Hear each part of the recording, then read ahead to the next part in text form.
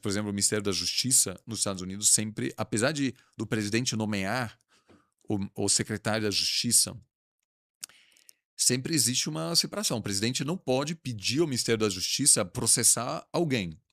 O Trump faz isso abertamente. Tipo, ele diz, vamos processar o fulano, assim.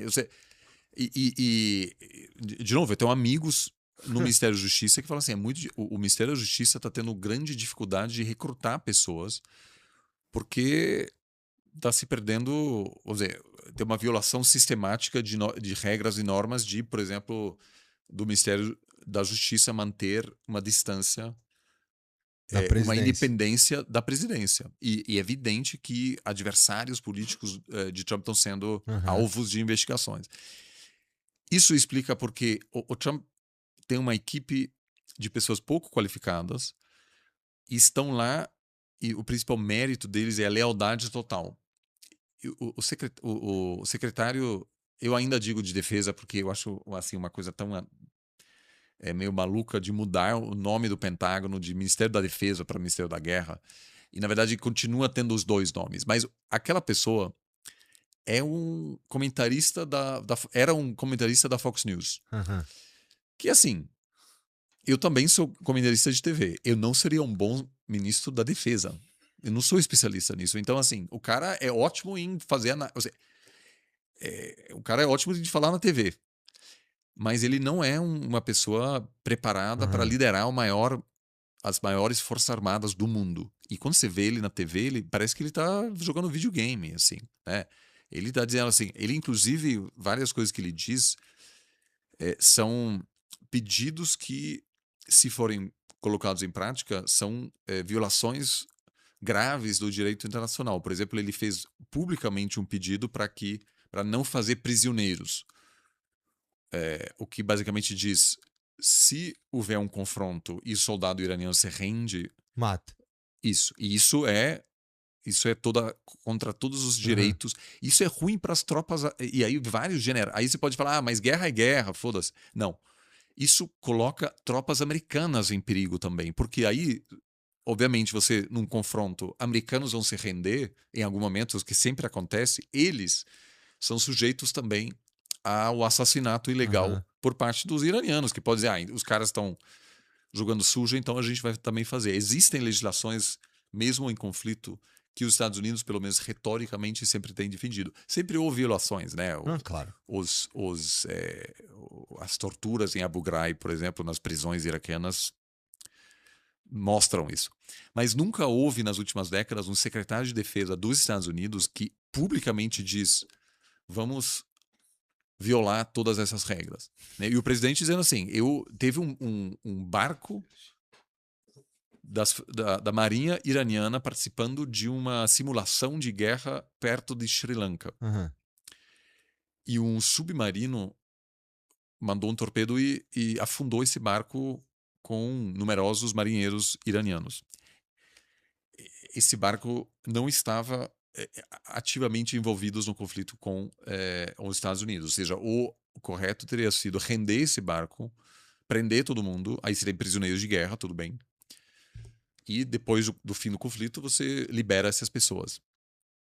Então, isso tem um impacto muito grande sobre a forma como os iranianos enxergam o conflito. É Aham. muito ruim para.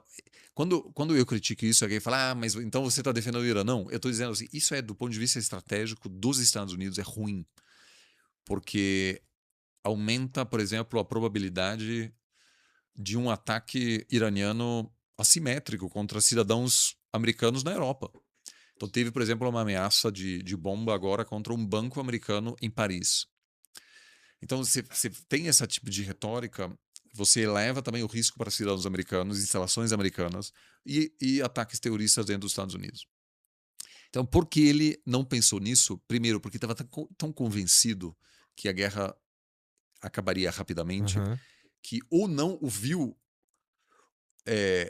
os alertas, ou foi tão protegido pelos assessores ultra-leais que ninguém teve a coragem de dizer, senhor presidente, gostei muito da sua ideia, mas eu preciso avisá-lo que aquilo representa um grande risco que pode afetar profundamente sua presidência. e reduzir, se tiver uma grande crise, um choque energético, uma crise global econômica, isso pode afetar as suas chances de implementar projetos legislativos durante os últimos 2 anos do seu mandato. Eu acho que o Trump tá.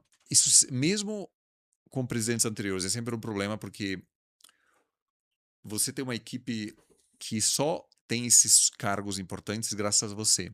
Então ninguém quer se indispor como presidente dos Estados Unidos.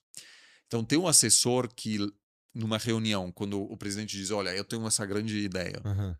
que vocês acham, gente? E tá super animado. E você levantar a mão para o presidente dos Estados Unidos e falar, olha, você não está errado. Primeiro, é um risco que você ser demitido, porque o presidente vai ficar chateado, ele gostou dessa ideia.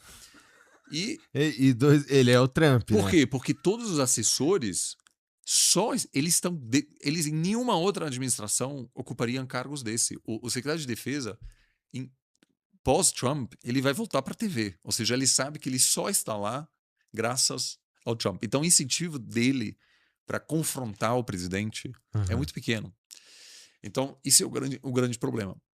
Tem até antigamente tinha um exercício na Casa Branca que se chama Red Teaming, que o presidente